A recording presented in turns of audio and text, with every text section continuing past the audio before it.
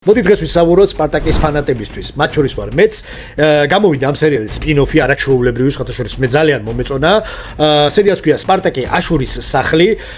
ეს არ აგრძელებს ისტორიას ორიგინალის სერიის, მაგრამ გვთავაზობს ალტერნატივას, ასე რომ ვთქვათ, აშური როგორც ვიცით ორიგინალ სერიალში კვდება, მაგრამ ამ სერიალში მას საიქიო შეძლება იმის შანსით, რომ შეხედოს როგორ შეიძლება მას ცხოვრება გამოეყენებინა თუ ის იქნებოდა ცოცხალი, ასე რომ ვთქვათ, მაგრამ ეს მისტიკა სერიალის პირველივე სერიის პირველ ნახევარში გავიწყდება და ფაქტობრივად თქვენ ეპროვით აი სპარტაკს რაც აქვს აი ეს ექშენი, ინტრიგები, პოლიტიკურები ასე რომ ვთქვათ და ელიტის ცხოვრება, აი ყველაფერი ამაში ეპროვით.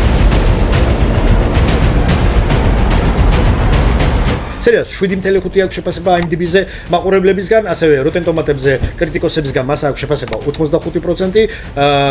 საკმაოდ კარგი შეფასებაა და სავარაუდოდ ის გაგრძელდება მეორე სეზონზე. მე კი მადლობას გიხდით რომ მიყურეთ, აუცილებლად გადაავლეთ თვალი სპარტაკის მოყვარულებო, მომავალ შეხვედრამდე.